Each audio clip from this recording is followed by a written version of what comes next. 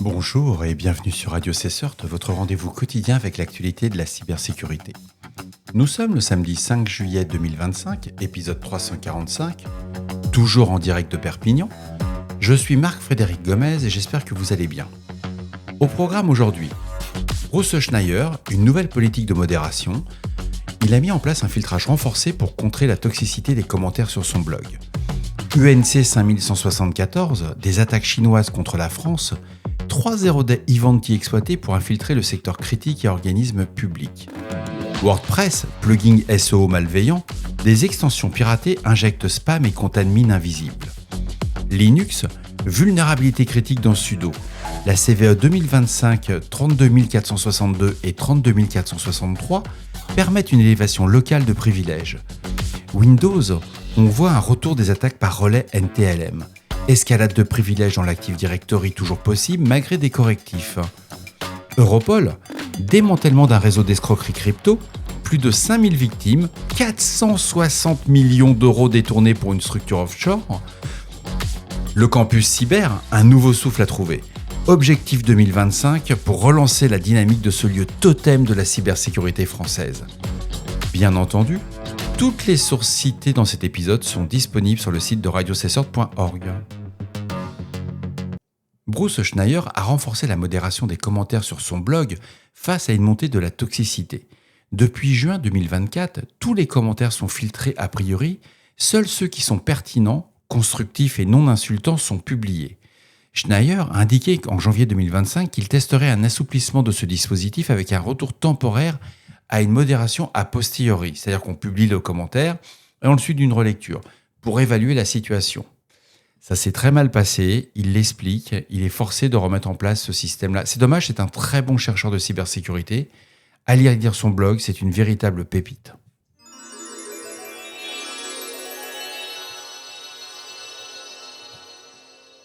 En France, suite au rapport de la NSSI sur une campagne d'exploitation de 3 failles zero-day Ivanti, la CVE 2024 8190, la CVE 2024 8963 et la CVE 2024 9380, qui a ciblé des organismes publics et plusieurs secteurs critiques entre septembre et novembre 2024. L'agence, la NSSI, attribue ces attaques au groupe UNC 5174 lié à la Chine, qui a employé une chaîne d'intrusion nommée Ouken, combinant des exploits zero-day, des rootkits sophistiqués, des outils open source et des VPN pour voler des identifiants et établir un accès persistant. L'opérateur du NC 5174, surnommé UTEUS, agirait comme courtier en accès initial, revendant ses accès à des acteurs étatiques cherchant du renseignement. Ivanti a publié des correctifs fin 2024 et exhorté ses clients à mettre en œuvre vers la version 5.0 de la passerelle Cloud Services, la fameuse CSA, non vulnérable à ces failles. Alors pourquoi je vous reparle de cette actualité alors qu'on l'a déjà abordé cette semaine sur Radio Cessort ? On commence à voir la curation des journalistes anglo-saxons et on voit les leurs différentes approches. Ce que j'ai trouvé passionnant, c'est qu'ils montrent la France est ciblée par la Chine, on l'est attaqué et c'est très rare que l'agence attribue à des attaques. C'est pas du tout dans leur politique quand on les regarde sur l'historique qu'ils ont. Et là, j'étais un peu surpris. Mais très beau rapport de l'agence. Ne lisez pas la presse anglo-saxonne. Je vous ai mis cet article, mais perdez pas votre temps. C'est pas du bullshit. C'est juste du copier-coller, quoi. On n'apprend rien de plus par rapport au rapport de l'agence. Une nouvelle vague d'attaques vise les sites de WordPress via des faux plugins SEO malveillants. Ça revient régulièrement. Ça entraîne une prise de contrôle complète des sites ciblés, des malwares déguisés en extensions légitimes injectent du spam, détournent le trafic et créent des comptes administrateurs cachés, rendant leur détection extrêmement difficile pour les administrateurs. La source, c'est GB Hacker, à lire si vous utilisez WordPress et des plugins de SEO.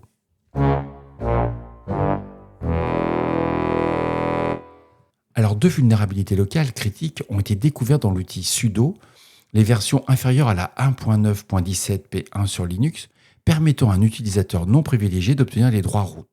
La première, la CVE 2025 32462, qui a un score CVSS, mais j'irais limite minable, 2.8.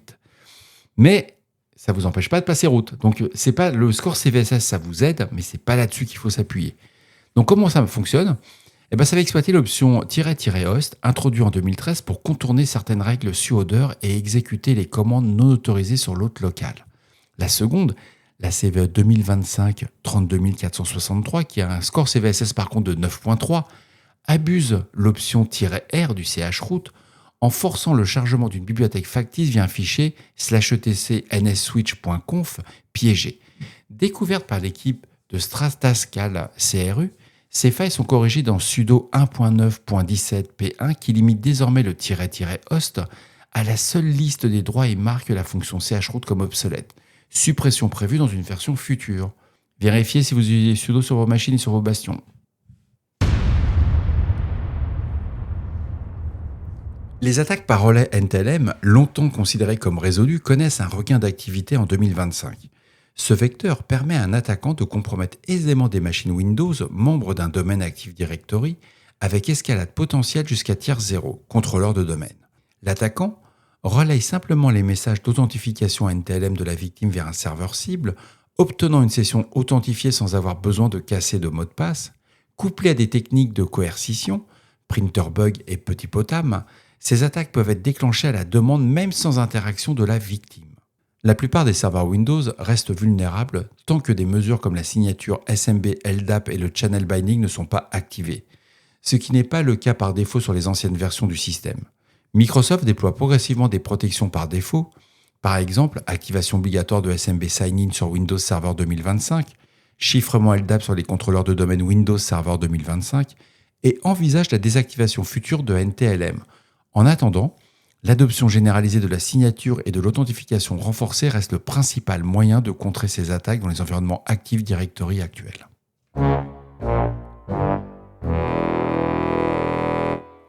En Espagne, la garde civile a démantelé un réseau international d'arnaques à l'investissement crypto, ayant fait plus de 5000 victimes dans le monde pour un préjudice évalué à 460 millions d'euros. L'opération policière, baptisée Borrelli, a abouti fin juin à l'arrestation de 5 suspects, 3 aux îles Canaries et 2 à Madrid, avec le soutien d'Europol et de partenaires américains, estoniens et français.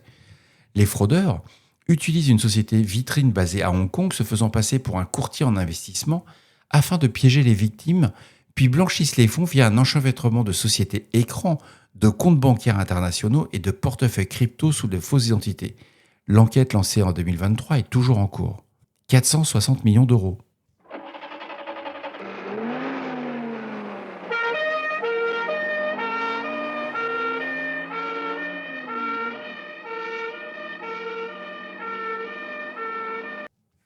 Enfin, pour terminer cette revue d'actualité, le campus cyber, le lieu totem de la cybersécurité française, est à la recherche d'un nouveau souffle. Quelques mois après son élection à la tête de ces structures publiques, privées, Geoffrey Célestin Urbain en a présenté les grandes orientations. Après une année 2024 marquée par de nombreux départs et arrivées, il affirme vouloir recréer une dynamique et renforcer la cohésion entre les membres du campus cyber. À suivre. Et voilà, cet épisode de Radio Cessord du samedi 5 juillet 2025 touche à sa fin. J'espère qu'il vous apportera des informations claires, exploitables et utiles pour renforcer vos défenses. On se retrouve demain pour un nouvel épisode. D'ici là, restez vigilants. Il n'y aura pas de newsletter ce week-end exceptionnellement. Tout simplement, j'ai pas la bande passante pour le faire, donc je la fais pas. Et surtout, on ne réfléchit pas, on patch. Au revoir et à demain sur Radio Cessord.